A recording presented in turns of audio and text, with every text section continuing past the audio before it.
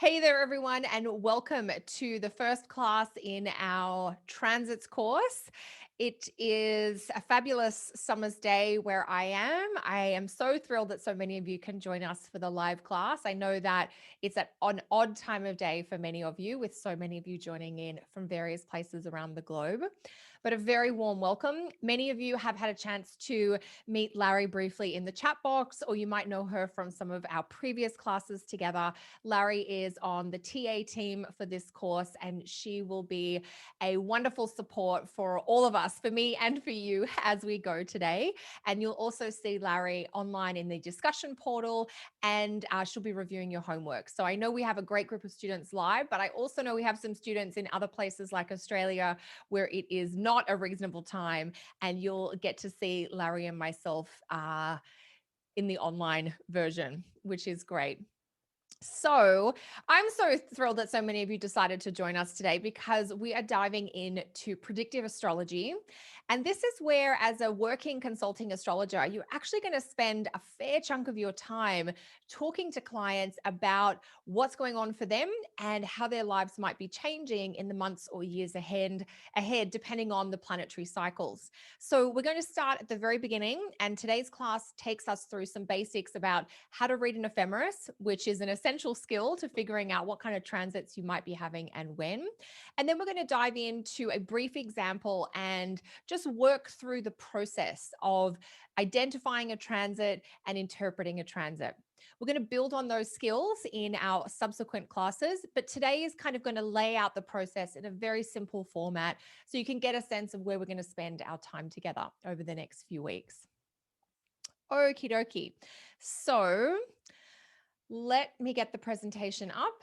It is somewhere on my computer. There we go. Okay. Any minute now. Everything's just a little bit slow here at the moment, but that looks good for now. Okay. Yes. If you've got questions as we go, please type them in the chat box, and either Larry or myself will be able to get to them. If you're listening to this after the live broadcast and you're stuck on something or you want to clarify something from class, please take advantage of the discussion forum and post your question there, and we'll be able to respond that way. All right, team. So, first and foremost, as we dive into predictive astrology, you are building on natal tools. One of the great things about starting to do timing in astrology is that it really helps deepen your understanding of the birth chart. I know it seems like it wouldn't because we're adding another layer and going into a different direction or going into the chart with a different intention, but it actually helps you practice some of those core chart interpretation skills. The primary one that is going to be so critical for you to excel in predictive astrology is that of aspects. And so, what we're indicating here is that the more confident and comfortable you are working with aspects, the easier your transition into predictive astrology is going to be. So, when we're talking about transits, we're talking about temporary aspects that are formed for a set or a fixed amount of time. And they're different from the lifelong types of aspects that we have in our birth chart. Now, a transiting aspect or a transit is like a temporary aspect that will happen maybe for the year that you're 36, or maybe for 6 months when you're 57. A temporary aspect, which is a transit, another way of saying transit is a temporary aspect.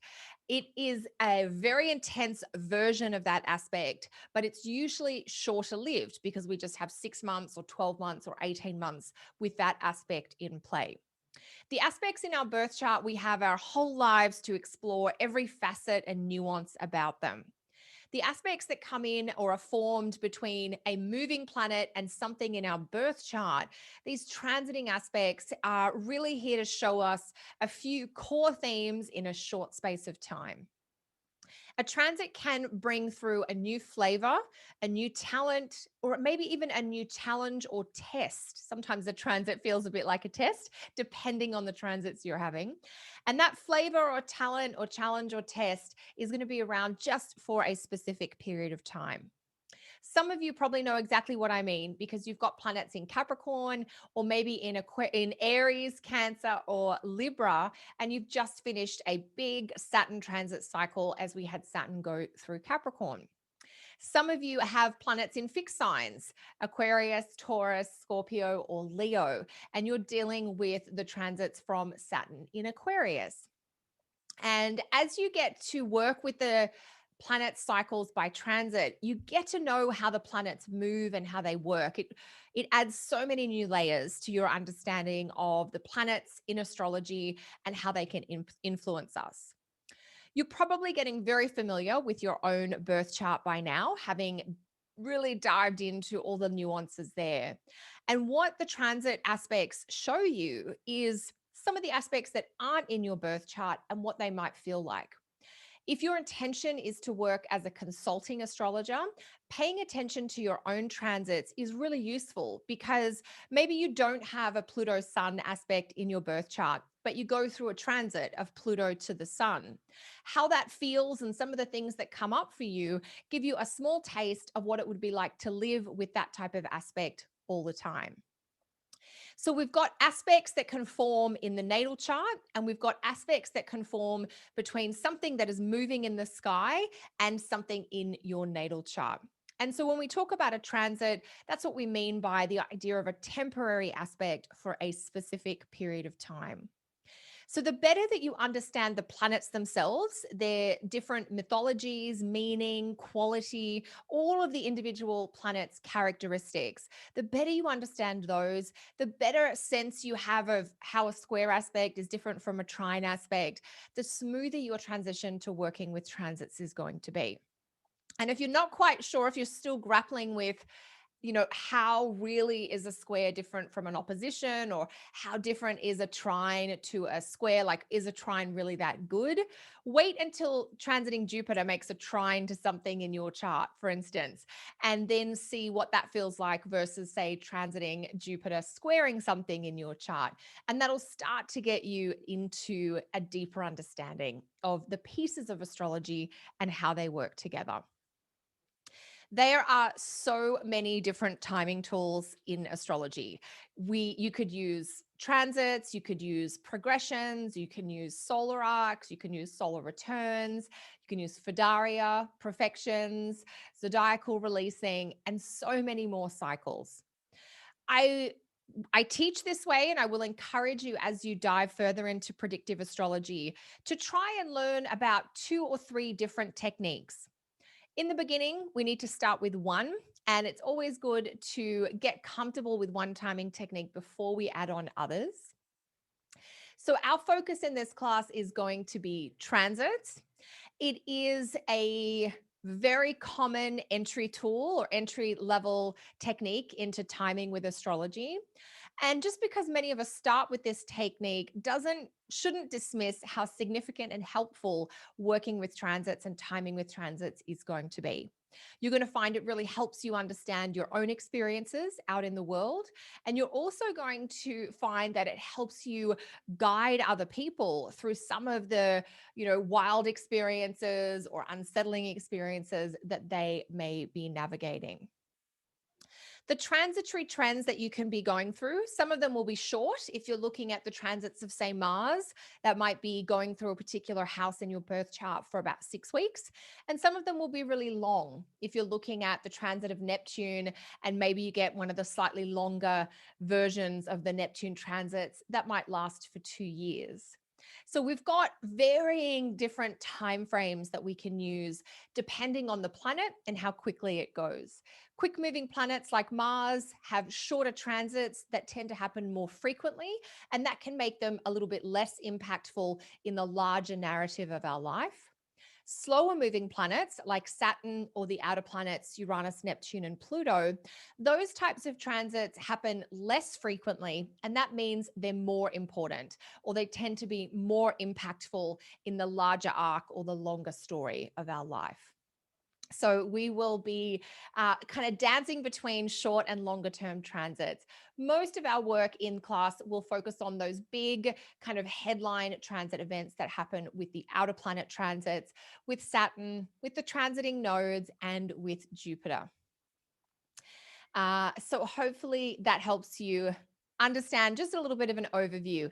We're going to run through the basics of transits today, and then we're going to hone and continue to improve our skills over the next few weeks. I can just see a question here about how old is the practice of transits as a timing technique?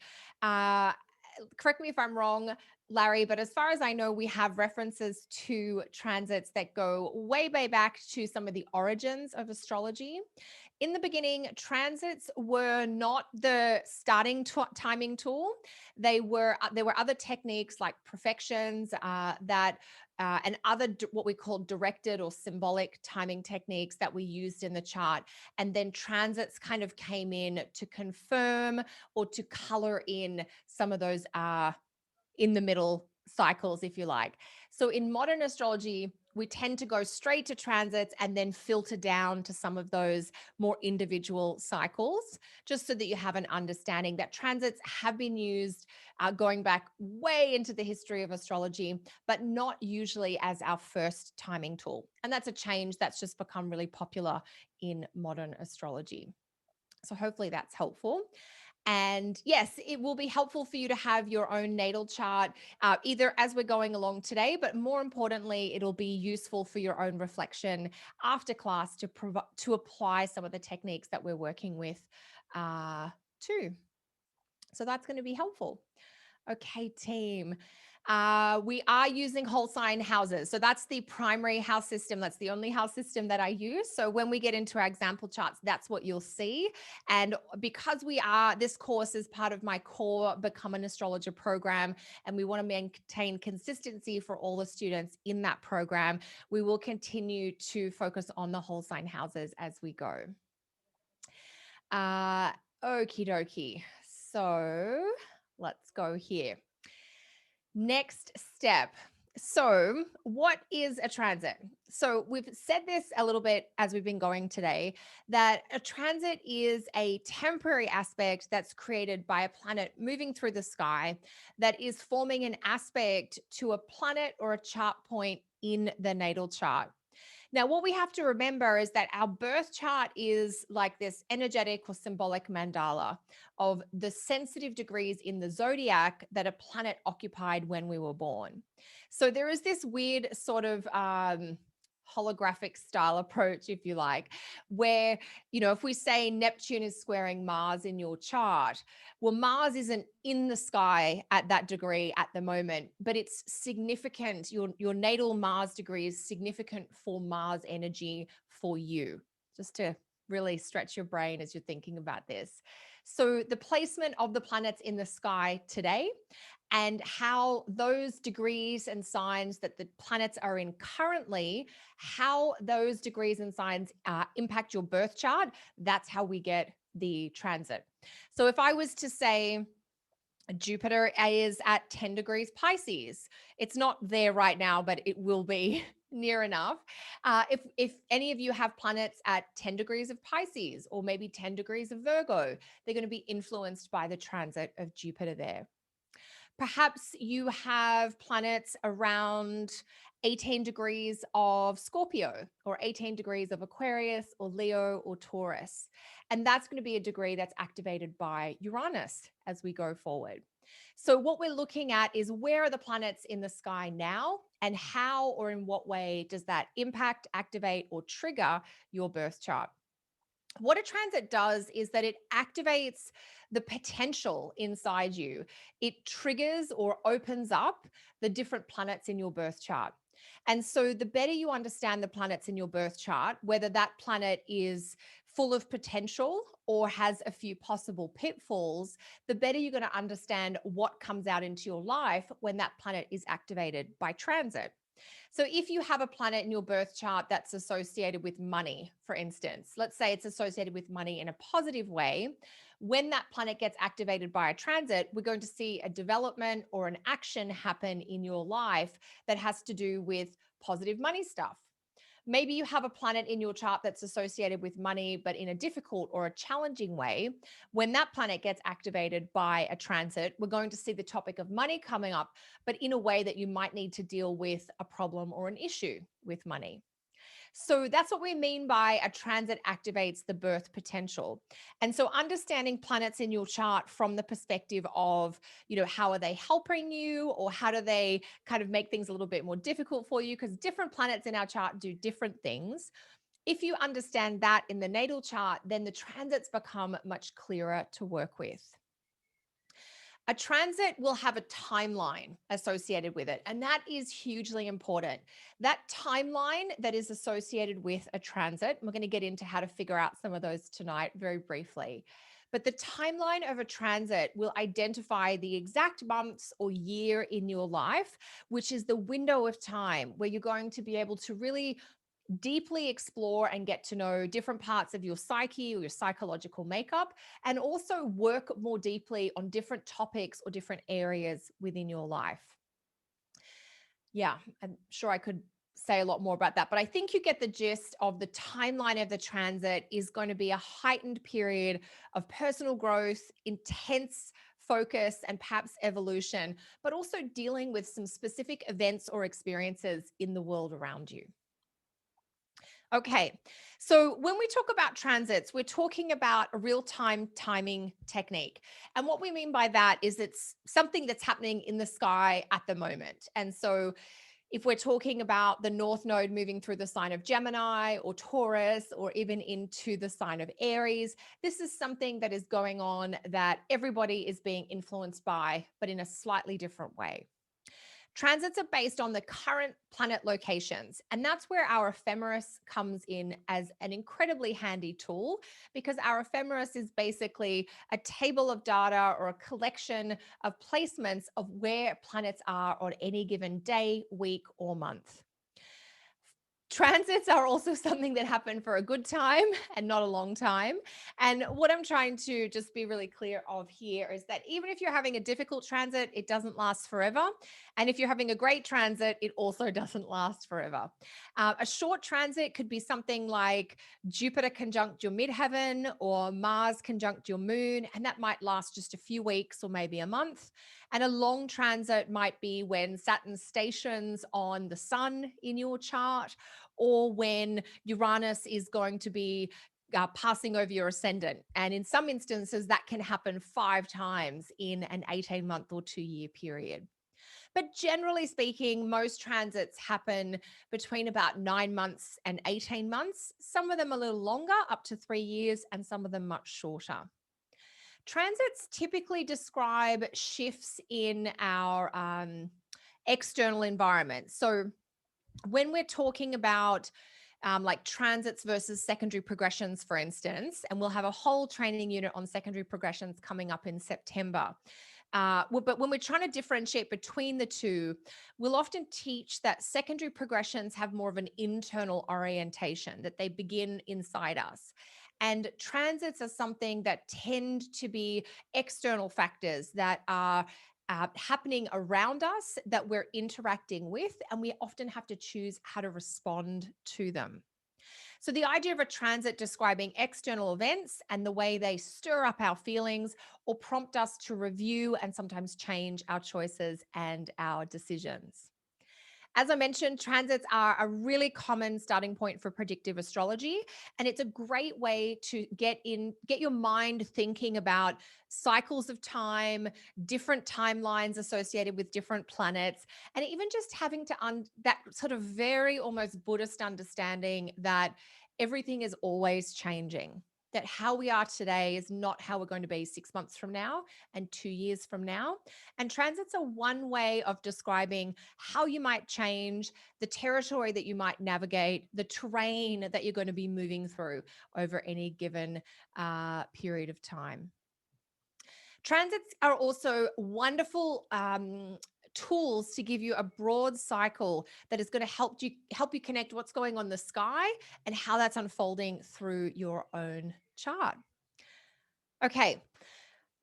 Transits, let's not forget that the key for a transit, maybe it's, if I think of it, a transit having a purpose, this would be kind of what I would describe, that they're going to kick up cycles for your own growth and change, that through the lens of transits, we can describe the kinds of topics or territory that are appropriate, useful, or maybe most relevant for you at any given point in time.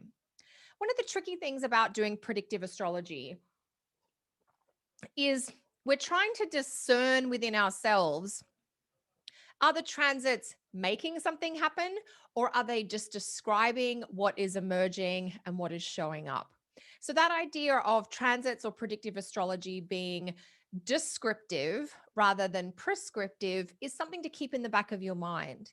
That when we talk about you having a Saturn transit, we're going to be talking about you going through a period of time where you might feel your age, you might feel older or tired. You might feel that you have more responsibilities or duties or obligations than you could manage. And you might be exploring or learning lessons and personal growth stuff to do with setting limits or saying no or setting boundaries. So the transits can describe some external stuff and some internal stuff, and they're often working in parallel. Transits are going to be a wonderful way for you to kind of get into how the timelines of the planets can match up with specific events. Now, Saturn as a transiting planet definitely brings a sense of pressure or restriction that we might be working harder towards really substantial goals or topics for a period of time. And sometimes you see this show up. Say you've got Saturn transiting your 10th house or your midheaven, and you get a new boss at work. And this new boss might be a real taskmaster, as if this boss is really embodying the Saturn in your chart. And I've seen some transits for clients show up so literally that the difficult boss is there for the length of the Saturn transit. And because you're now working under a different type of boss or manager, you have to figure out how to be more clear about what your responsibilities are and what they are not. And so that it can be an uncomfortable time for that Saturn transit, but at the end of it, the pressure lifts and there's something that has formed inside of you, or a backbone or a skill that you might have developed that you didn't have before. So there are ways that the planets can help us get to know ourselves, sometimes through very specific trials or tests or tribulations. One of the things that starting to play around with transits and any type of predictive astrology does is it really helps build and deepen your understanding of the relationship between time and astrology. And I think it really takes us into a very potent space about how our psyche and our human perspective kind of responds, adapts, adjusts, or kind of like, bends underneath the influence of different planetary symbols. I do think the transits are an incredibly simple and accessible timing tool. And once you learn the process, you can apply transits relatively quickly to almost any chart that you're working with. So, learning the process is first and foremost. But after a couple of years of working with this, you'll find that transits come quite quickly to you. So, to work with transits, you first need to know where the planets are now. So, all of you will know your own birth charts. And our goal together in class is not so much for us to do the work in your chart, but to teach you the techniques that you can use in your chart so that you can practice the skills. We're definitely taking the model of teach a man to fish and feed them for a lifetime, so that once you know this skill, you will be able to share it with others. Whether you do that in a professional or an informal capacity, you'll be able to pass on this astrological wisdom to others. So, to work with transits, we need to know where the planets are, and that's where the ephemeris is going to come in.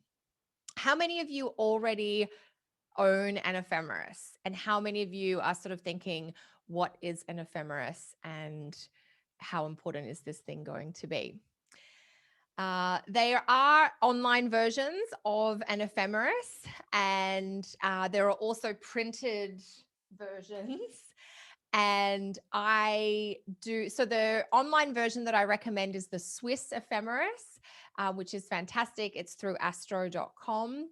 But I'm an old school gal, and I've got my old school ephemeris here. It's actually missing half of it. I think this is my third copy of this book because I'm very hard on them and I have to buy a new one every few years. It's very bad, but I use it multiple times a day, multiple times a day. Uh, Excellent. Now, the reason to buy something like an ephemeris is that if you're going to be looking at a variety of different people's charts, the ephemeris is going to have all the raw data and you just pull out the pieces you need as you look at different charts. Yeah, mine's missing a piece right now. Barbara's saying that they have 3, which is amazing. Okay, so we're going to go through what I use. We're going to we're going to do some basic how to read an ephemeris work today. So if you're online, and you can like switch screens and look at something different, there is a link here that you can click onto that'll take you to the Swiss ephemeris of 2023, because we're going to just go into the future a little bit, which is what we're always doing with timing. So if you Google Swiss ephemeris 2023, you'll pop up with the image I'm going to put on the screen. I'm going to do it on the screen, so you can also just follow along here and then take a deeper look after. And Larry has just popped the link into the chat box for those of you who are here live. So we're going to look at February of 2023. The American ephemeris is the one that I use and recommend. I've used it since my very early days as a baby astrologer. I have a blue version just because it's only half of the purple one. So it's very current, but I have the red one, which is the previous. So before there was a purple one, there was the red 20th century, 1900 to 2000. And then we had our blue from 2000 to 2050. And now you can get the purple version, which is like these two coming together to make a baby, which is 1950 to 2050. So if I was in the market today, I would get the purple one. The reason that it is good to have an ephemeris that goes back in time is that when we meet in September for our course on secondary progressions, you will need an ephemeris or access to ephemeris data that covers your birth year. So when we're doing transits, we're in the present, and that's where, transits info for, the 21st century is really useful. But when we're looking at progressions, secondary progressions, we do need access to ephemeris data for our birth date. Yeah, this red one I've probably had for 25 years, and it is laminated, but after time, like it actually falls out. But when I first started astrology, I had to calculate birth charts by hand, and that was also where this came in useful, because in the days before computers, that's the only way to get a birth chart. Oh, now there's a new red ephemeris, which is from 2000 to 2100. That does make sense. So now you understand why it's important to have ephemeris for when you're born and also for current. So if you're a much younger astrologer, you might only need the 21st century version, but for most of us, we're going to need something that crosses back into the 20th century. Now, when you're buying an ephemeris, get the midnight version. You'll notice that ephemerises have a midday or a midnight version, and we want midnight. Now, this is a bit of a carryover from when we had to calculate charts by hand, but it just keeps it really clean and simple. There are other astrologers that might recommend the midday version, and that is a little bit of personal preference at this particular point in time, but I like the midnight one. And if you're looking, the purple one would be the one I would suggest that you get for now. Okay, so the other product that many of you are recommending is Honeycomb, which is like a personal ephemeris, which is great. And actually it does have a lot of the transiting ephemeris data in there, as well as stuff that's relevant for you.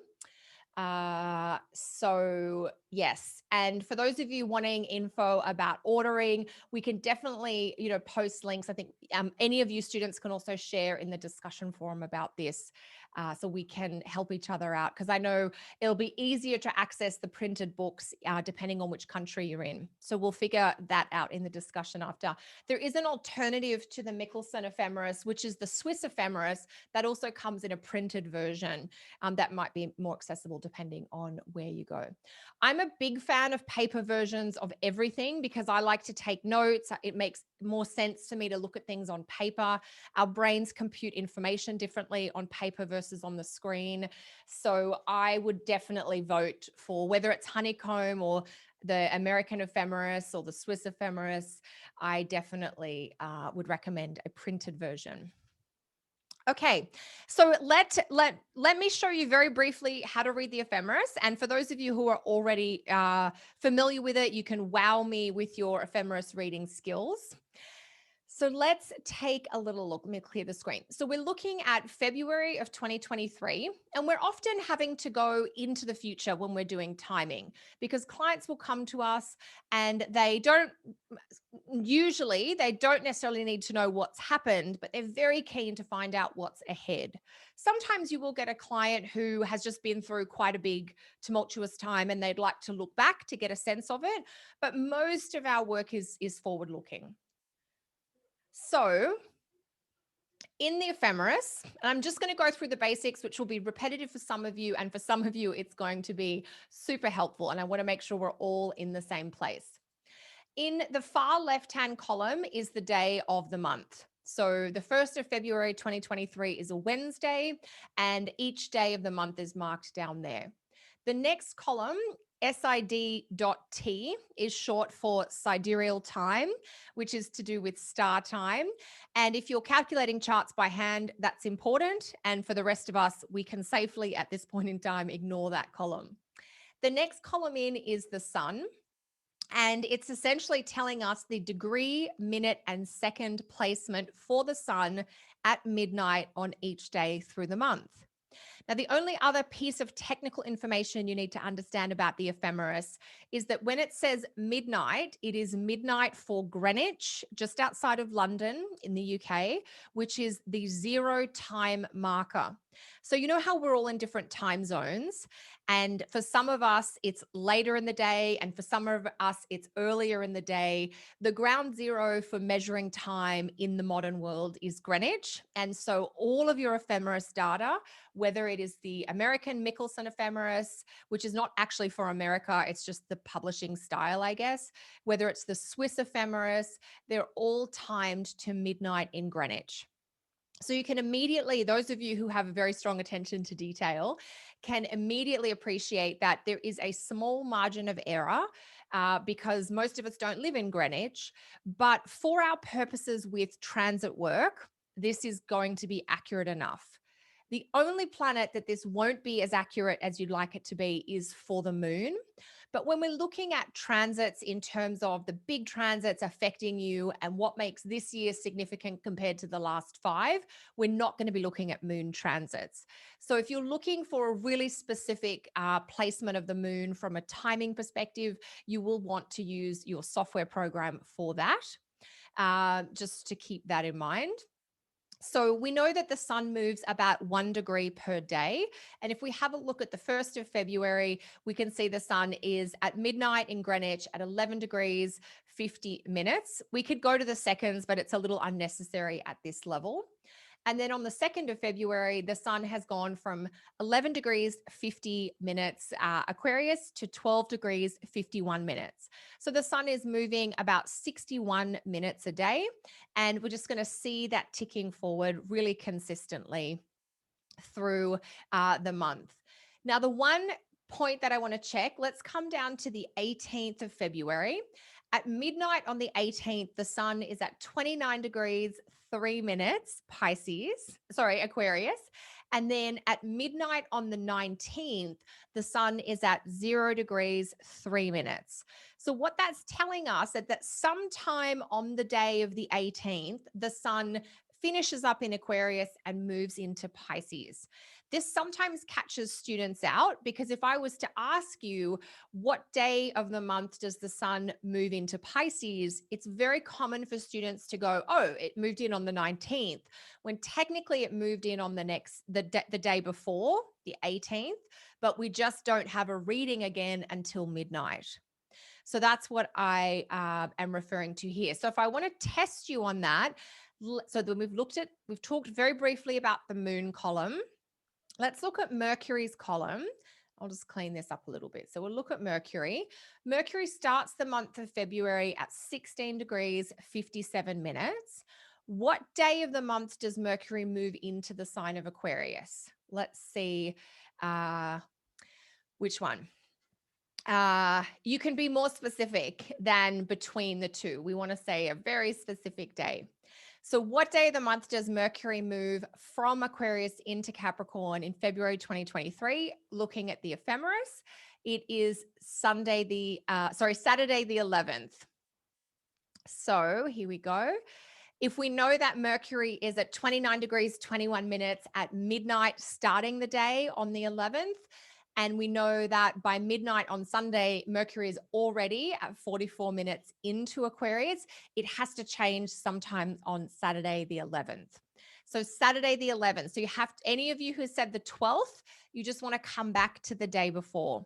So when a planet is changing signs, if we're already seeing it with a 0 new sign reference, it means it changed signs the day before. Perfect. I know this is where we're really putting our thinking caps on, so I wanted to double check. So let's take a look at Venus. So this is the column for Venus. And you might have gathered there's a column for each planet: Mars, Jupiter, Saturn. I need to move. There we go. Uranus, Neptune, Pluto. We've got the true node, the north node, a black moon of some kind, and Chiron. I don't work with the two right-hand columns in this ephemeris, but if you do, that data is there. Every ephemeris is slightly different stylistically. For instance, in the ephemeris that I work with, we don't have Chiron and the black moon. The node is next to the moon, so the node column is earlier, but they do include Ceres between Mars and Jupiter. So every ephemeris will have slightly different info. But you know how to look it up now, because this top row is going to tell you the planet that you're working with. And then to find the planet's placement, you scroll down the column. So we can see that Mars starts the month at 10 Gemini. And by the end of the month, Mars is at 18 Gemini. So Mars is just moving pretty slowly for Mars through Gemini in the month of February 2023. The zodiac sign is at the top of the column, and you can assume that the planet is still in the sign until we see a new zodiac sign reference. When a planet goes retrograde, you will typically see an R or an S. This is in the nodal column, but this would show up in the planetary column as well. So if we have the R for retrograde or D for direct or S for station, you can tell that the planet is changing direction at that point in time. One of the reasons I prefer the Michelson ephemeris is that in addition to the R or S for retrograde or station or direct, there's a shading that also happens so that there's like a grayed out part of the planet's column, which indicates that it's retrograde at that part of the cycle. In February of 2023, we don't have any planetary retrogrades. We've got the nodes retrograde for a period of time, and you can see the R for retrograde and the D for direct indicating that. So let's just do a quick check. Yeah. So what day of the month does Venus change signs? Venus starts the month in Pisces. She ends the month in Aries. What day of the month is Venus going to change signs? So we want to come all the way down and see. And the answer is the 20th. Yep, Monday the 20th. Because by the time the 21st starts, Venus is already almost all the way through the first degree of Aries. Excellent. Okay, so that's great. I feel like you've got the absolute basics here, which is excellent. So perfect. Okay, now that's how we get some of the data out of here. But we are going to focus most of our transit work on the, primarily we'll be doing Jupiter, Saturn, Uranus, Neptune, Pluto, and the nodes. So the big things that we want to find out are the degrees of the sky that these planets are moving through. So Saturn is covering 25 to 29 degrees of Aquarius. So Saturn will be towards the end of its time in Aquarius. So that's really important. How many of you have got planets between 25 and 29 degrees of a fixed sign? That includes Aquarius, but also Taurus, Scorpio, and Leo. If that's you, you're going to be having a Saturn transit at that particular point in time. Yes. So if you have your midheaven, if you have your ascendant, if you have your descendant, if you have your IC, whether you have Mars, Venus, Jupiter, Mercury, the moon, Saturn in Aquarius is going to hit those degrees in all the fixed signs. Great. So now we're getting some timing. February 2023, some Saturn transit action. Excellent. Okay, so I feel like you're getting a sense of it. Some of you are maybe familiar with this to start, and maybe you're just going a little more deeply into it. You can see Uranus is at 14 and 15 degrees of Taurus, and that'll be important if you have planets around 14 and 15 degrees of any of the fixed signs. Neptune at 23 and 24 degrees of Pisces. So that's important if you have planets around 23 or 24 degrees of any of the mutable signs, Gemini, Virgo, Sagittarius, and Pisces. And Pluto is almost done its transit through Capricorn. So Pluto is activating 28 and 29 degrees of Capricorn, and that will affect 28 and 29 degrees of any of the cardinal signs, Aries, Cancer, Libra, and Capricorn. Okay, so your ephemeris has got these tables of planetary data telling us where the planets are on any given day. Now, we're just looking at 1 month in the ephemeris, and part of your homework after class today, you're going to have an example chart that we'll provide for you, and you're going to have to look up the transit in that chart of a particular planet. And to do that, you're going to have to look forward and backwards in time. Because if we were looking up the transits of, let's say, Saturn to a planet at 25 degrees Aquarius, and we wanted to look up that, we need to go backwards in time and forwards in time, because what we need to understand is this the first time that Saturn has been at 25 degrees Aquarius? Is it the second? Is it the third? Is it even the fourth or fifth time?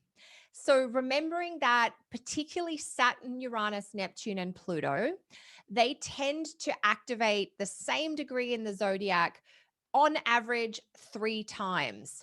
Now, Saturn might take 8 or 9 months to go 3 times over the same degree, but Uranus, Neptune, and Pluto might take 18 months to go over the same degree 3 times.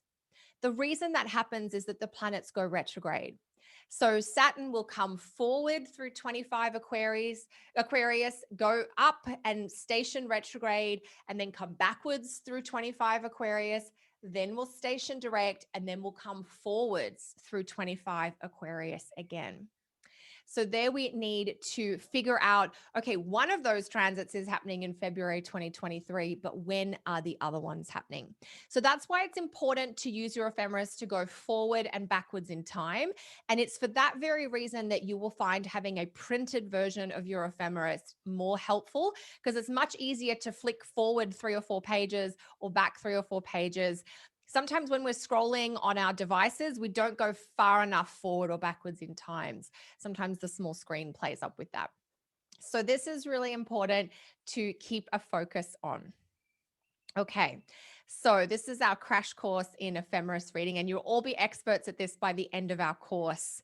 Not necessarily the end of class today, but by the end of our four classes together. So let's just answer a few more questions here. So let's pretend that it is the 5th of February. Okay, so I'm going to ask you different questions now. What's the degree of the sun on the 5th of February? Where is the sun on the 5th of February? Most of you should know off the top of your head what zodiac sign it's in, but what is the exact degree of the sun that day? Great. So it's 15 degrees, 53 minutes Aquarius. Excellent. What is the degree of Jupiter on that day? What is the degree of Jupiter on the 5th of February?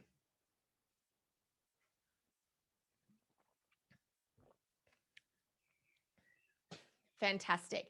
6 degrees of Aries, 49 minutes. Perfect. Great. I'm just checking my notes here. Perfect. 6 degrees. Yeah, it's going to move to 7, but it starts the day at 6 degrees, 49 minutes of Aries. Brilliant. Brilliant.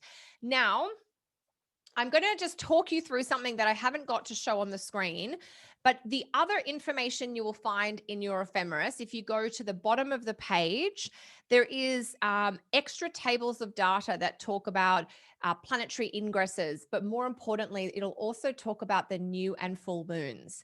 So most ephemerises will have 2 months on a page, and at the bottom of the page or under the bottom of each month will be some extra data to do with new and full moons. So you can also check that out as you're going. You can really spend a lot of time reading and learning through the ephemeris, just looking for all the data.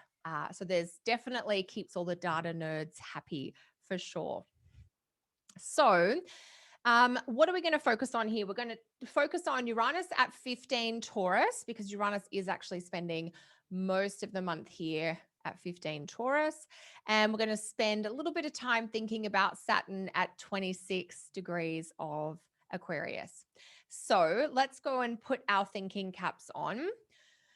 The one point I want to make that we haven't talked about here is think about with transits, we often immediately default to transits that affect planets in our birth chart. And they definitely are the VIP most important types of transits. The other type is transits that affect the angles in the birth chart, the ascendant, the midheaven, the descendant, and the IC. Also equally important. But transits through the houses is something that we don't want to overlook, particularly with the planets Jupiter and Saturn. Saturn will typically spend about 2.5 years in each zodiac sign. And if you're working with a chart system like the whole sign house system, you will find that Saturn is spending about 2.5 years in each house in your birth chart. And that's a good chunk of time to deeply restructure, reorganize, and take responsibility for the topics of whichever house Saturn is moving through. Jupiter can spend usually 12 months in a zodiac sign, but in Pisces, our Jupiter only spends about 5 or 6 months in one fell swoop. And but when Jupiter's in Aries, it'll be there for a solid 12 months. So Jupiter will spend a chunk of time in each house in your birth chart as well, bringing some growth, some opportunity, and maybe pointing you to resources or avenues of support. So this is something to have a little think about.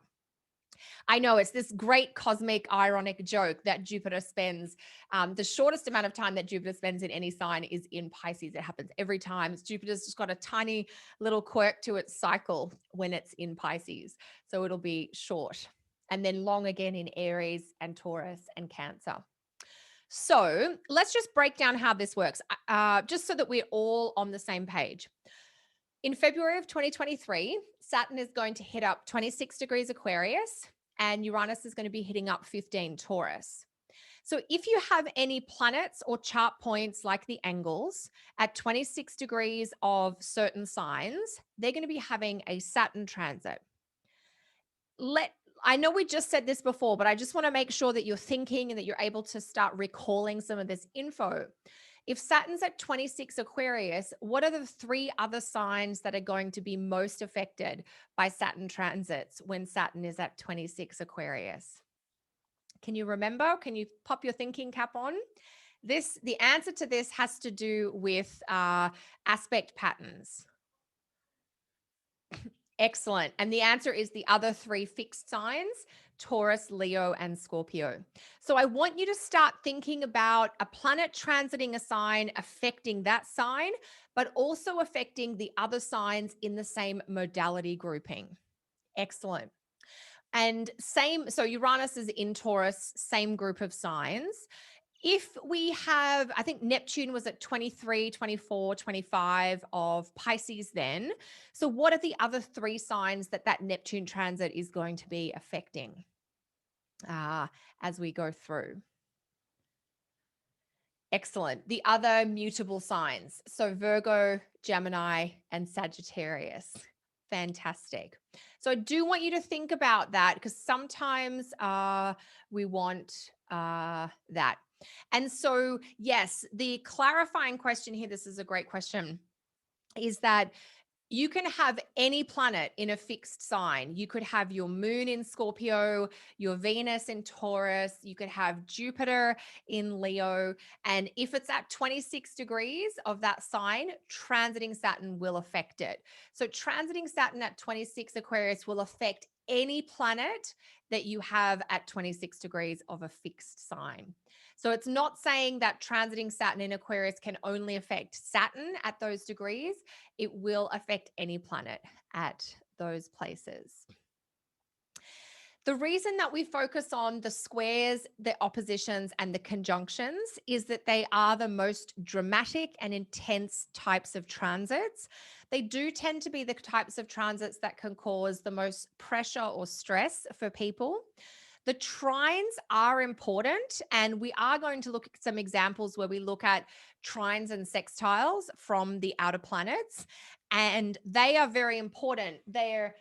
I think personally, they can be equally life-changing. They just tend to be a little bit less problematic. And we'll get more into that as we go.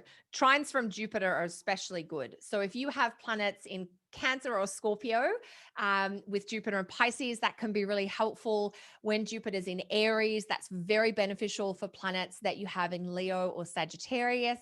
And when Jupiter's in Taurus, that's really helpful for planets in Virgo and Capricorn. Okay, so I think we've got this piece of theory down pat, which is great. So let me continue. Okay, so this was just a visual look, a chart that I pulled from SolarFire of our February 5th, 2023. I know this is what we're much more used to seeing in terms of our chart data, but it's good to connect what's going on in the ephemeris to what's happening now.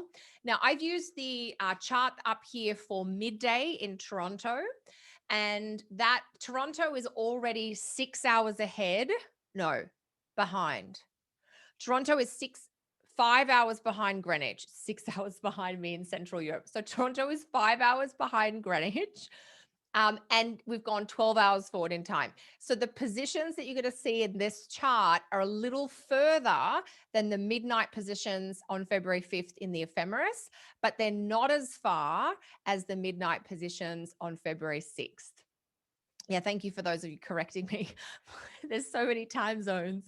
Thank goodness for software, which is helpful. So let me just prove that to you. Let's look at the sun, 1637. And let me get my drawing tool here.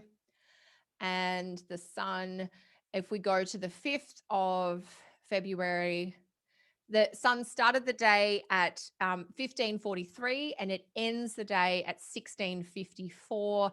I think we're at 16:37. So the sun is about 3/4 of the way through its journey, which makes sense then. Okay. So we're going to get into more specific iterations of transits and what they mean in next week's class. So for those of you who might be jumping ahead, I'll just get you to pause on those questions. We'll be able to dive into those more for next week. Okay. One thing we need to talk about is orbs and how do orbs apply with predictions. What you're going to have to do when you get into timing is, as we said, to go forwards and backwards with your transit information, with your ephemeris data, to figure out, has the transiting planet just arrived at its current degree, or has it been there in the recent past?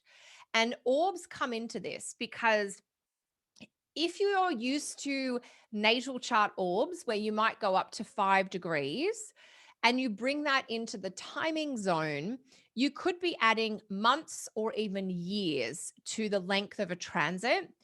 And you may find that you've indicated such a large chunk of time that it's no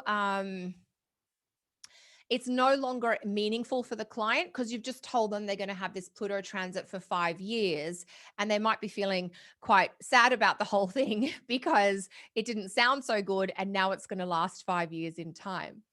what the orbs that I tend to use with transit astrology is I tend to go with the 0 degree exact hit. So we'll talk a little bit about how and when to extend that out. But when I give a timeline to a client, Saturn is going to be square your moon, for instance. I like to tell them the timeline, and then we spend quite some time discussing what it might mean and how to navigate it. The timeline that I give them is the exact timeline. So if their moon is at 26 Aquarius, I will usually say Saturn will be square your moon in this month, and this month. So I'll give them the 3 exact months. I will usually phrase it as the transit will really start at the first month, and you will feel experientially like it's running the whole time. But when Saturn moves to the 27th degree for the last time, you're going to feel that pressure drop and you're going to start to get a bit of breathing room. So we'll talk a little bit more about the process of transits in a minute, but just to let you know that orbs do apply, but it's going to be relevant to have much smaller orbs for transiting aspects and to think about a smaller orb for the slower moving the planet is. So hopefully that helps there. So let's look at an example. Dolly Parton probably needs no introduction. Now, do any of you remember where Pluto was going to be in February of 2023? Any eagle-eyed students or those of you with great memories? So Pluto in February of 2023, it's definitely in the sign of Capricorn because it hasn't quite finished its tour there yet.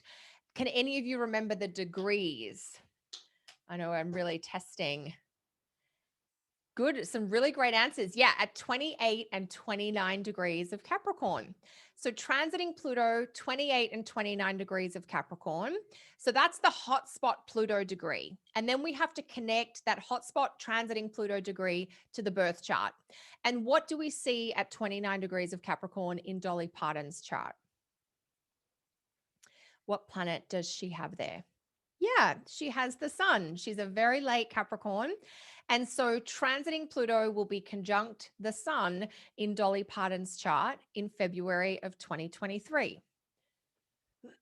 So this is the first step of doing timing and predictive astrology. We are gathering the data and figuring out exactly what's happening so that we can then dive into presenting our timeline to her if she was our client and then talking it through. So Pluto will be at 29 Capricorn then.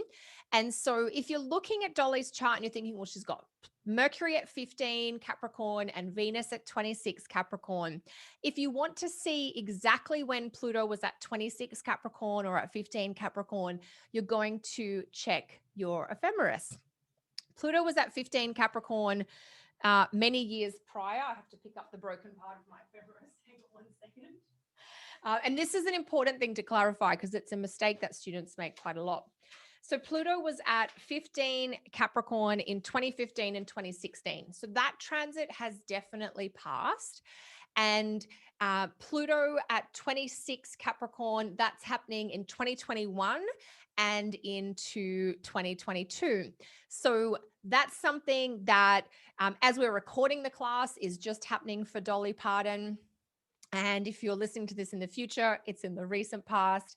So Pluto in February of 2023, Pluto is going to be at 29 Capricorn. And right now, as we're recording this in June of 2021, Pluto is at 26 Capricorn. But I want to keep our eyes on 2023, just so we keep consistent with what we're thinking about. Because if we're talking about when is the Pluto Sun transit happening, that is February of 2023. Now, I'm just going to take a quick look in my ephemeris. I'm going back to April of 2022, and Pluto stations retrograde at 28 degrees Capricorn then. So that means when we get to February of 2023, Pluto is coming to Capricorn for the very first time, or 29 Capricorn for the first time. So then I'm going to go forward from February of 2023 to see when else is Pluto going to be at 29 Cap. And if you've got an ephemeris at home that you've got access to, you can follow along. Pluto is at 29 cap in February and March of 2023, again in June and July of 2023, and finally at the end of December 2023 and the first 3 weeks of January 2024. Pluto comes back to 29 Capricorn in September and October and early November of 2024. So that's an example of how we do need to go a year or two before or after a transit as we see it, because the full timeline for Pluto on the Sun for Dolly Parton, it starts in February of 2023, first exact hit. Last exact hit in the same degree is November of 2024. So it's almost 2 years. And any of you that have 29 degrees of cardinal signs, Aries, Cancer, Libra, or Capricorn, will have the same timeline for that Pluto transit. Okay, so we've got that going on, but there's another outer planet transit. Remember that Uranus was at 14 degrees Taurus when we were looking in February of 2023. What does Dolly Parton have at 14 degrees of what sign? Exactly 14 degrees in her chart that Taurus might aspect.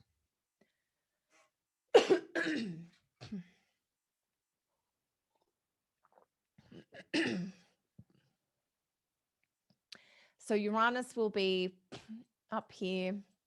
I'm not an artist, as many of you will attest, at 14 degrees, but it will suffice.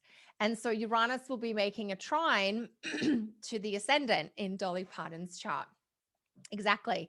It will also be making a sextile to the descendant.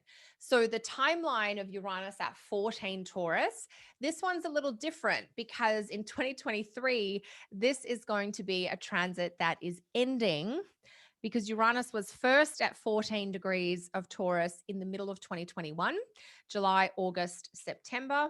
And then Uranus will be at 14 degrees of Taurus in April and May of 2022.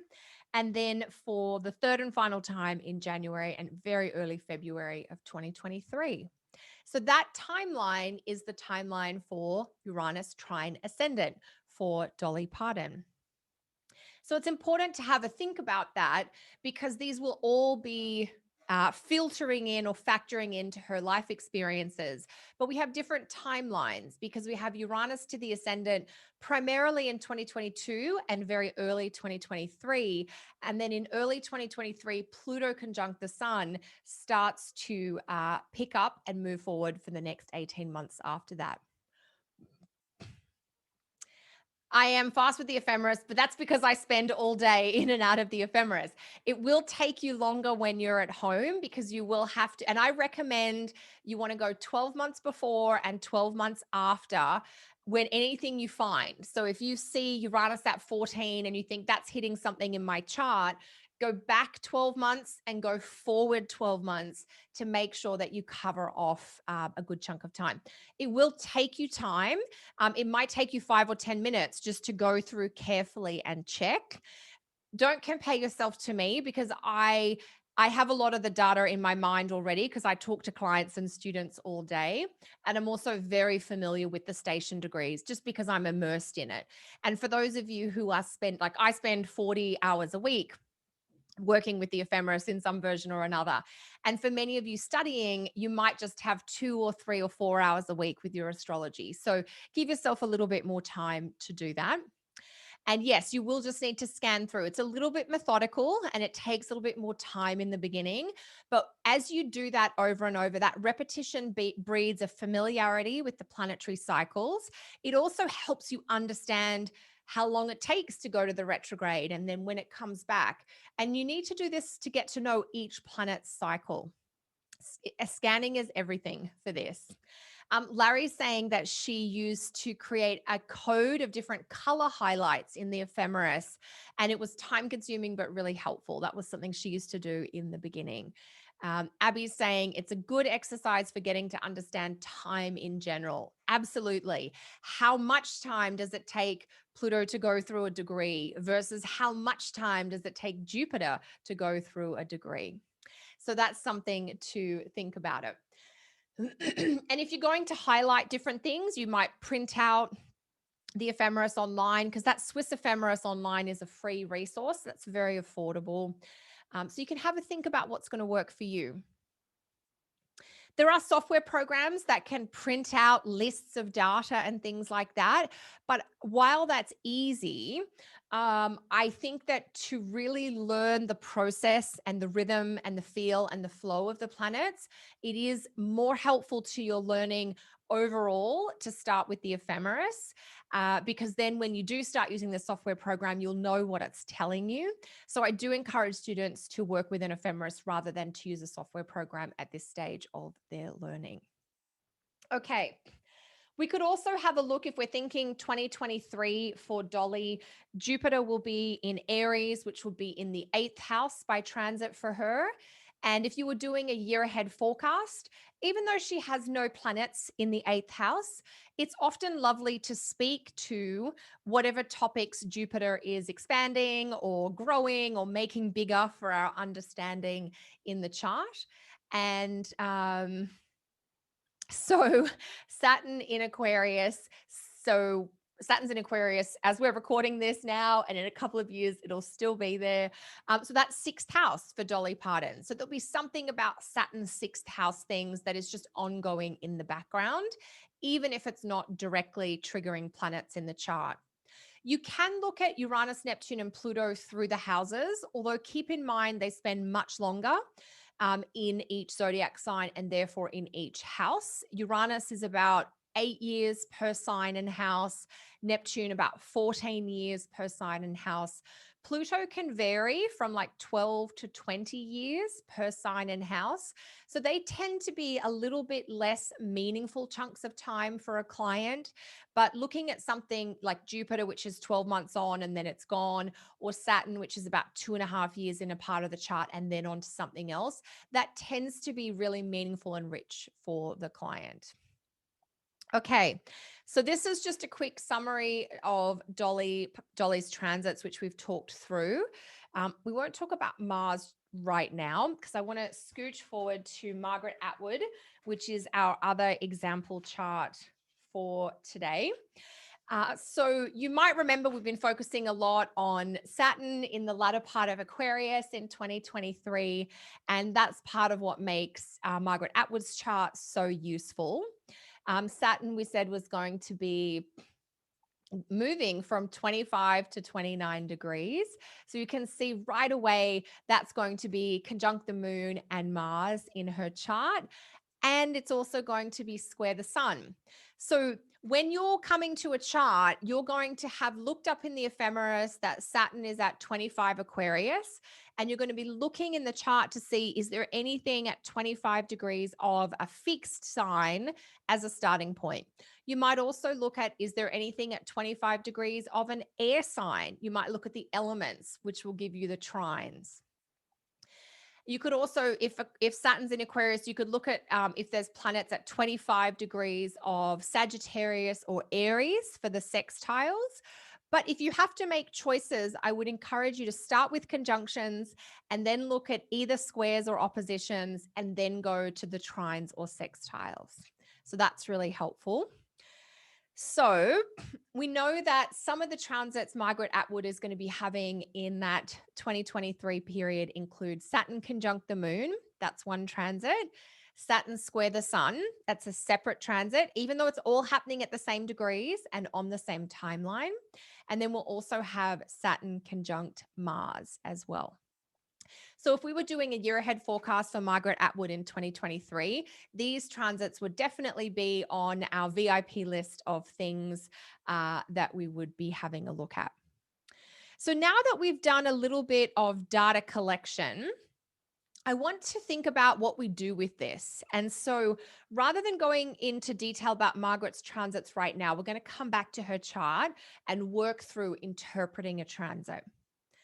Because what we've spent a lot of time on so far is the data part, but that is an essential first step, but it is actually the smallest step relative to how much time we need to spend prioritizing the transits and interpreting the transits.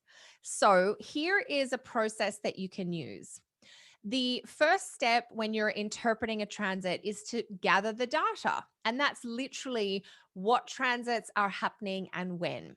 So we've looked at Margaret Atwood 2023, Saturn conjunct the moon, Saturn square the sun, Saturn conjunct Mars. Then we have to try and identify the natal themes that are being activated. And I want to show you this using one of Margaret's transits as an example. The natal themes are going to relate to the planets involved, the houses involved, as well as a component of rulership. For those of you who've done the chart interpretation series with me, you're going to know exactly what I mean by rulership. And for those of you who haven't, you might be playing catch up for just a couple of minutes here as we go through this.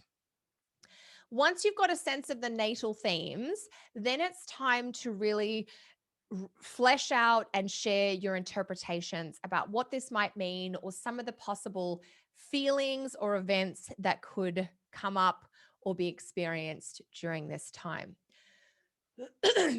So, for Margaret Atwood, let's focus on transiting Saturn square the sun. So, let's just take a look back at her chart for a moment. Transiting Saturn is in Aquarius, and that's going to be in the 9th house for her. And we're looking at the square to the sun over here in the 6th house. So, I want you to be thinking 6th house, 9th house, and the sun as we go. Hang on one second. Let me pull that back. Okay. So transiting Saturn's in the 9th house, squaring the sun in the 6th house. So some of the themes, the first and most basic interpretive information that you're going to get out of any transit is between the planets. It's Saturn squaring the sun. So let's just stay there for the moment and let's think about I'm going to want to make sure I phrase this really carefully. How is the sun going to change based on the influence of Saturn? Or what will Saturn do, if you like, to the sun? What kind of feelings or psychological state might be expected if Saturn was making a transiting aspect to the sun? Yeah, see if you can be clear but specific in what you're saying, because we will do a lot of practice on how we language our transits here. So we might be thinking about limits and boundaries. We might be dealing with additional or extra responsibilities. That's great. We might slow down. We might go inward. We might get quiet. Remembering that the archetype for Saturn is the hermit or the lone wolf. Vitality may feel blocked or stagnant. There might be restrictions or limitations placed on the sun. Saturn might limit the sun's ability to shine. There could be restrictions, seriousness, boundaries, limitations, stress, blocks. Excellent. Efficiency. I like this because Saturn is about producing. And so that might dim the joy or the vitality or the radiance of the sun temporarily. There could be a quality of depression or restriction, definitely slowing down. I love how you're all getting that typology here, that Saturn is a slow, heavy kind of quality. And anytime we have a Saturn transit, we're going to have to focus on quality over quantity, which means we have to do things to a higher standard. And that usually means doing fewer things. Subdued, serious. Yeah, these are great points. There might be some health problems. That one is a little more specific to the sun being in the 6th house, but still very relevant here. There could be a mood drop, like that limitation of motivation. I think that's great. An increased sense of duty or obligation. Fantastic. Julie is saying that they're having this transit right now and they're experiencing blocks in going forward with some plans. That makes sense. One of the ways I'll often describe a Saturn transit to a client is like there's a big boulder or there's this seemingly insurmountable issue in front of you that is going to take a lot of dedication or effort or persistence or perseverance to figure out a way round or through. Lovely point from Sarah here. Due to limits to vitality, they might need to say no. And that can bring clarity about what matters based on restrictions to energy. And Sarah's used some great keywords here. Saturn often helps clarify things, even though the truth of what we're seeing may be uncomfortable or we don't like it, at least it's very clear. And that is one of the gifts of a Saturn transit, that we do know where we stand, even if we don't like what we're seeing. Feeling older, that's very common for people having a Saturn transit. It doesn't matter whether you're 25, 45, or 75.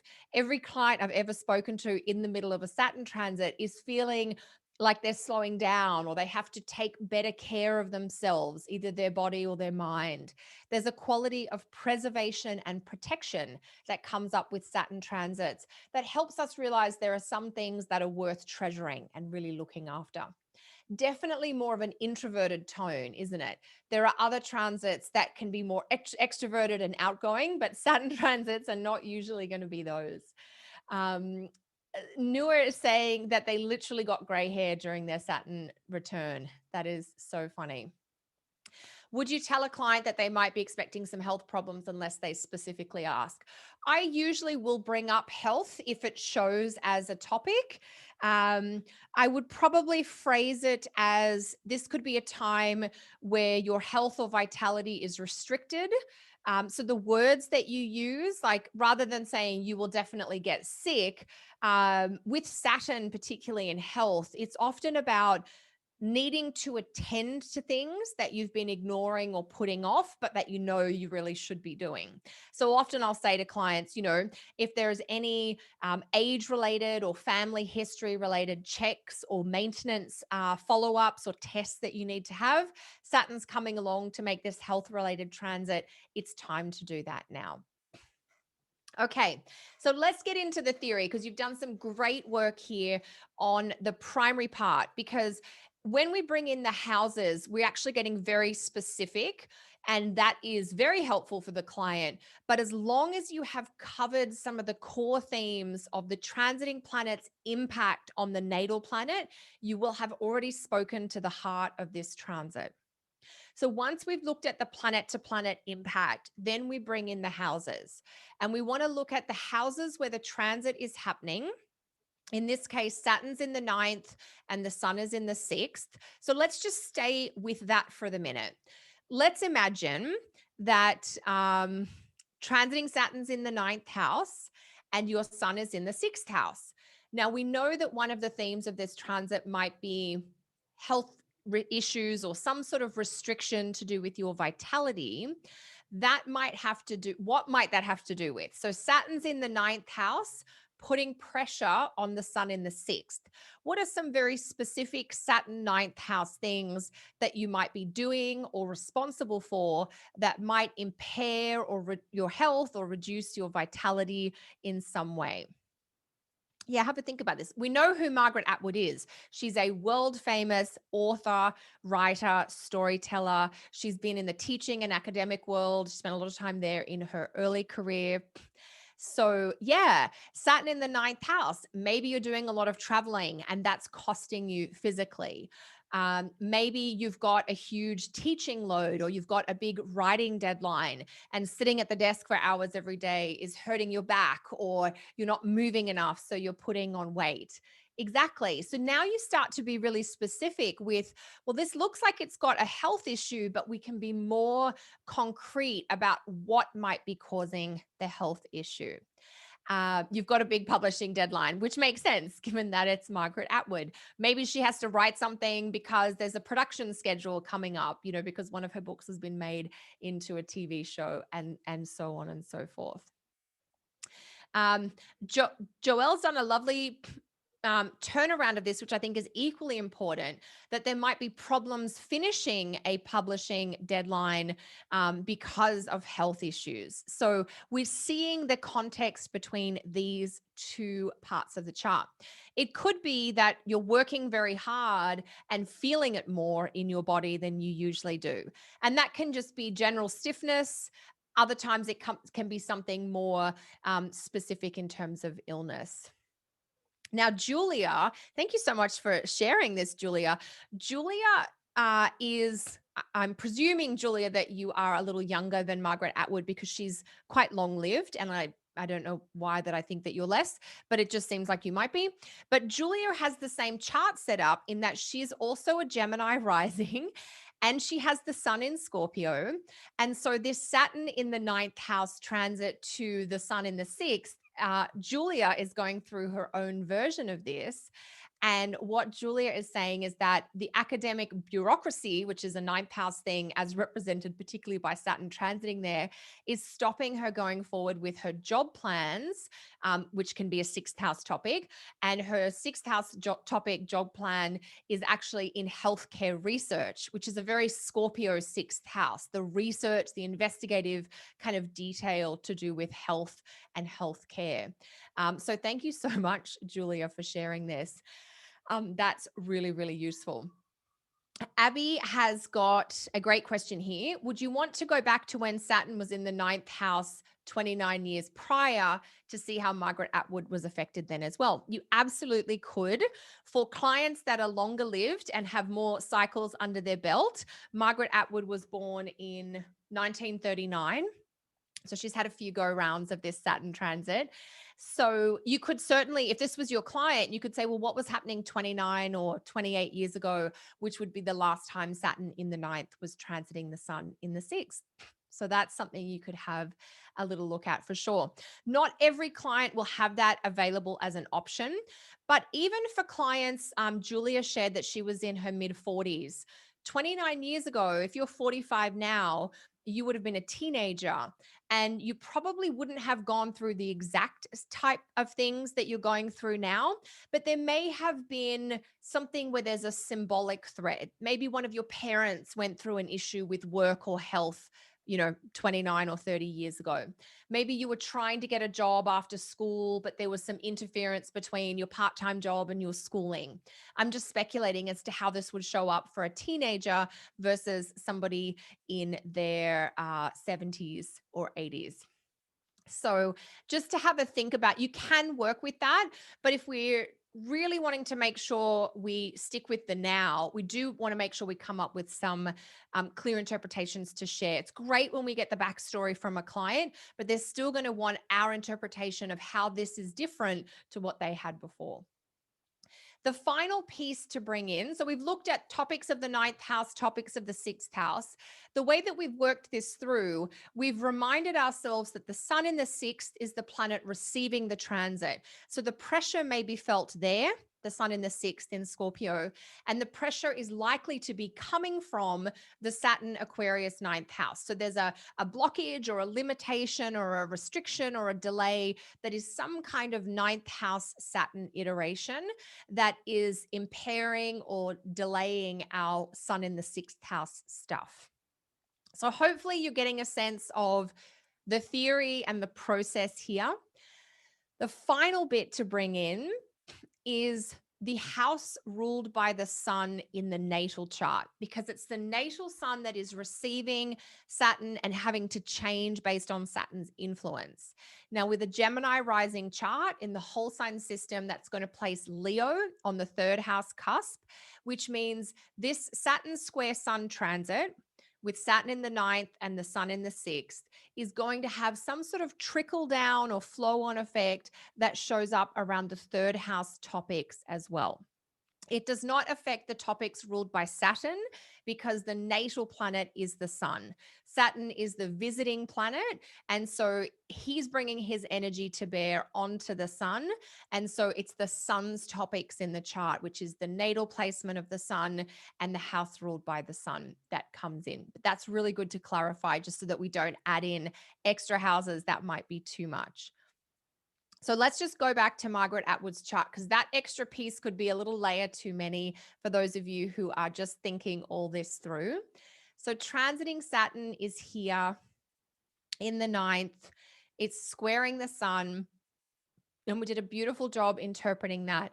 We also have to think about if the sun as the manager responsible for the topics of the third house, then if the sun is under pressure, the third house is going to be a little bit under pressure too. So that would reiterate the topics to do with perhaps writing, communication, or self-expression, which we already pulled in from the ninth house. But it might indicate that there is something going on with a sibling or in regards to a contract, which is also a third house type of thing. There might be something to do with short distance or regular travel. Remember that our regular commute, even if it's across a large distance, but it's familiar to us. I was talking to someone today about a client of theirs who regularly commutes from England to Belgium. Belgium has a lot of expat workers that come in. So their commute is across multiple countries and a wide water body. But because they do that quite regularly, that would be a third house trip for them because it's part of their regular to and from work. So regular travel versus special travel is another way to differentiate between third and ninth house. Ninth house is sometimes just long distance travel, but it is sometimes more specifically described as special or one-off travel. I don't know that habits are necessarily a third house, ninth house thing, but travel definitely has that link to that part. So regular in the third and special or one-off in the ninth. Sarah's made a great summary here that perhaps there's a health problem that comes up, which means regular travel for regular treatments, and that could be taking up time that is usually directed towards writing. Great. That's a really beautiful interpretation. And we can be quite specific, but we want to make sure that we stay on topic, that this Saturn Sun transit is going to have a limiting, restricting, or delaying effect on sixth house plans and projects, and also on third house topics and themes. Okay, so that is the process that we're going to come back to, practice, and hopefully master over the course of our time together in the next few weeks. Along the way, we're also going to get a sense of how to prioritize different transits. I'm going to take you through what I think our VIP transits are. And each week, you're going to have a homework exercise to help you practice. But before we finish up tonight, I do want to make sure we cover off the three-part transit process, which we're going to do in just a minute. So for those of you who would have access to the ephemeris, you could go through and have a look at what are the exact months that Saturn is square the sun. So let's do that for a minute. I don't think we did this before, did we? I think we did Saturn at 26 degrees, which is not the sun for Margaret.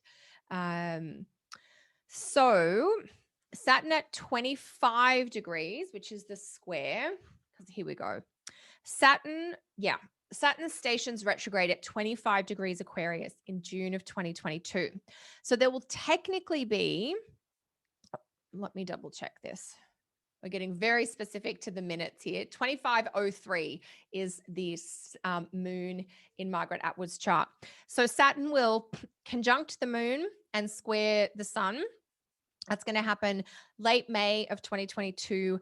Then we're going to have a second hit in June of 2022. So as we're looking at this in early February, late January, early February, this will be the third and final activation for these transits. So we need to make sure we factor that into our timeline, that as we're talking to Margaret Atwood in our speculative February 2023, we need to make sure we're telling her that this is about what's been going on over the last 12 months. So she's almost at the end of it. So that's something that can be a relief to a client when you talk to them about a transit that they're almost through, because they have usually dealt with the most intense part. And we'll talk about why very soon. You will all have access to the slides and the video to review. We have kind of dived in at the deep end because I wanted to show you the process from start to finish. And we're going to be breaking this down more in our weeks ahead. But you will want to make sure you're reviewing the topics of the planets and the houses and your understanding of the aspect material, just to make sure you're really solid in that so that you're good to go. We'll also have time in the discussion forum over the next week to practice this as well. So we need to think about orbs and time and degrees, and just making sure we understand that every time we add another degree in orb, we're adding more time. And so with the planet like Saturn, if we add another degree, we're extending by a month either end. If we add another degree for a planet like Pluto, we could be adding 6 months of time. And that's where I do recommend, and all of your homework and feedback will be focused on using exact orbs in this class. So even if you want to use different orbs in your own practice, I'm going to encourage you to practice using these tight 0-degree orbs in your work for class. We're going to talk a little bit more about applying and separating next week. And what I want to talk now is about this classic transit 3-part process. So as you start working with transits, you're going to see that most transits follow a pattern. And so there's a first hit when the transiting planet is direct. There's the second hit when the transiting planet is retrograde. And there's the third hit or activation when the transiting planet is direct again. You don't need to be, for the most part, you don't need to be worrying about the minutes. You can, and there are some instances where we'll look at this.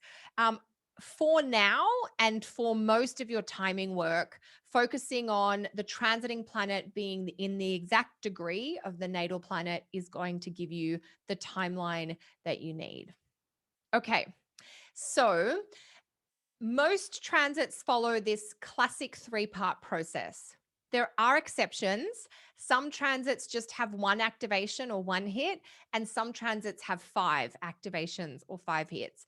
But let me take you through this most common process so you've got that as a starting point, and we will further refine this over the next few weeks.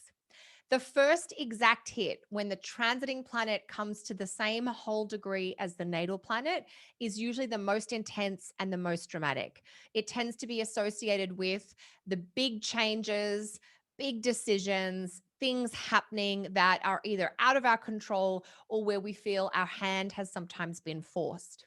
Sometimes it is the big good thing if it's a transit that indicates some really positive things.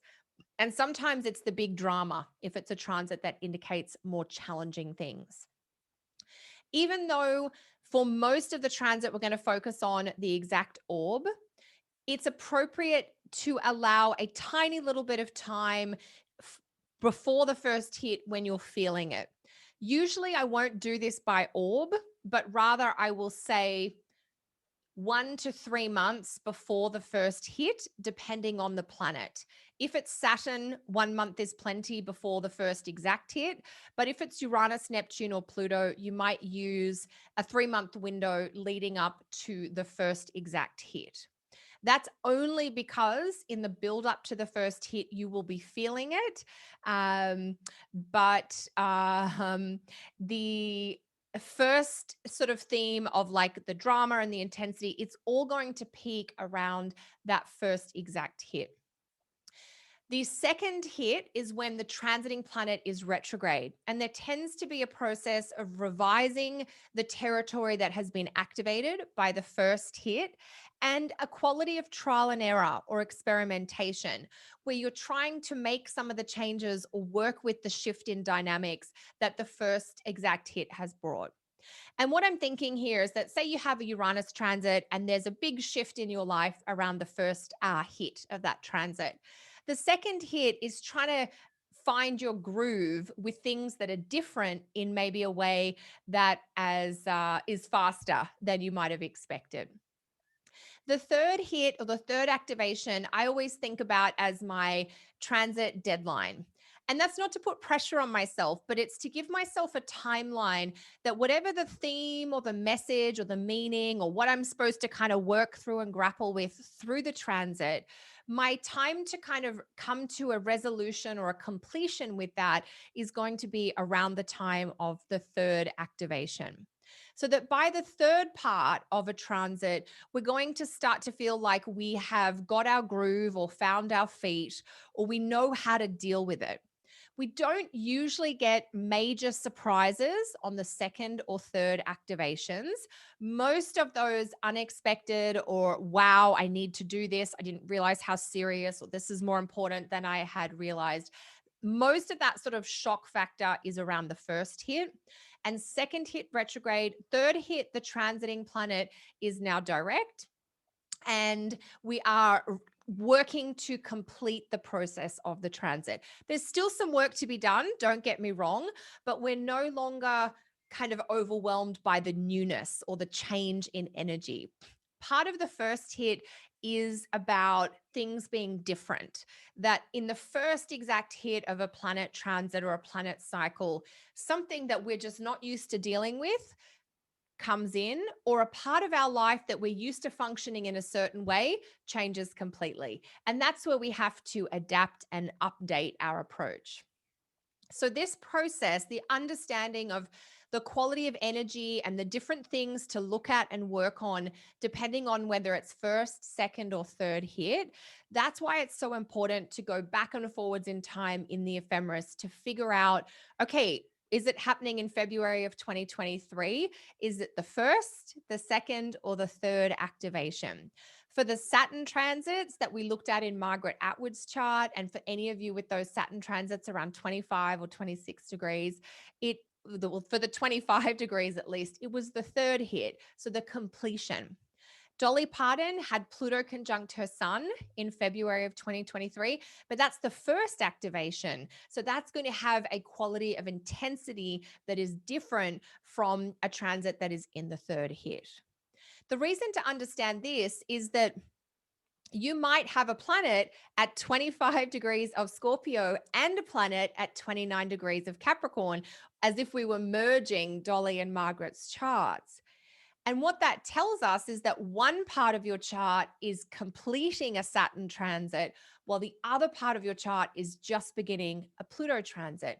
And it's important to understand the ebb and flow of energy with those different cycles so that you can appreciate, I'm finishing this and I'm starting over here. And anytime you've undertaken a new project, there's a lot more energy that goes into the beginning of something, to managing the startup. Once you get into your groove with it, you're more familiar and it's easier to maintain. Great. So timing is literally everything. And the timing or the sequence of your transits also contributes to your ability to understand what's going on and to what level of intensity. So that brings us to the end of our first class. You are off to a great start. We have covered a lot, and I know some of you are ready and raring to go with timing, and others of you are kind of here and just stretching your astrologer brains into this. But so far, we've covered an overview of what a transit is, and we've gone through some of the very basic steps of pulling apart and dissecting how a transit might trigger your chart and in turn your life. Now that you have a sense of the process, we're going to go deeper into this technique over the next few weeks. We're going to review today's process in every class we have, and we're just going to take it into a deeper iteration by getting a little bit more specific or going over things at a new level. We've got 3 more classes together. We also have some live Q&As spread out over the class. So if you had questions that we didn't get to today, we will have time in the live Q&As. If you're following along live, the homework assignment is going to be posted in the next 24 hours, possibly sooner.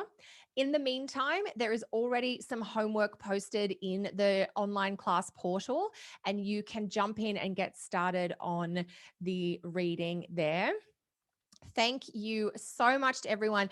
Are there any questions, Larry, that we didn't get to that we should address before we finish? If anybody has any quick questions that we can have a look at, we can take a couple of minutes to do that. I don't mind at all. I think we got Did you get them all? I think Fantastic. so. There are a few questions about like planetary speed and things that sort of, maybe you're not necessarily going to get covered, but in general, I think I got them. If that's not true, feel free to post them in the Q&A or the chat right now. Perfect. Okay, so I'll say something very quickly about planetary speed. And then, yeah, if we miss any of your questions ever in the live class, or you just can't make it to live class, the other two ways you can always have questions answered is in the discussion forum online. And if you can make it to one of our live Q&As, a live Q&A is literally what it says. We'll be there and you can just ask questions. And it's like a, town hall of astro transit questions. I'll just take as many questions as I can in the time we have. So the very quick response on planetary speed, you can work it out in the ephemeris by subtracting the planetary speed from one day to the next, and that will give you a guide. But there is on my website, there is a blog post. Let me see if I can find it real quick, that has a summary of planetary speed in it. Let's see how speedy we can be. We'll see if it comes up. Yep, here we go. Oh, I shall not send that just to Larry. Here we go. So I will get that posted in the discussion forum or in the reading resources online. So that's there as well. Yes, if it's your first time with an ephemeris, you feel like a science geek kind of going through it, but it is so fabulous to familiarize yourself with it. And many students come to working with the printed ephemeris, even if they are like, no, I'm totally tech oriented to start. The more time you spend with astrology and the more you need access to these planetary cycles, the more you realize how easy it is just to literally have it at your fingertips. So yeah. If you have some great stories about transits that you've experienced, please do feel free to share them in the discussion board, the discussion forum, partly because you will be sharing your story to other people who can learn from it. Because each of our stories about how Uranus transit was, or Neptune transit was, or Pluto transit was, is something that goes into our knowledge bank about how these transits can show up. And it helps each of us help others more into the future. So thank you all, team. I'm going to go ahead and stop the recording here, but we look forward to seeing you all same time next week in class, and in the meantime online. Okay, bye, team. Okay.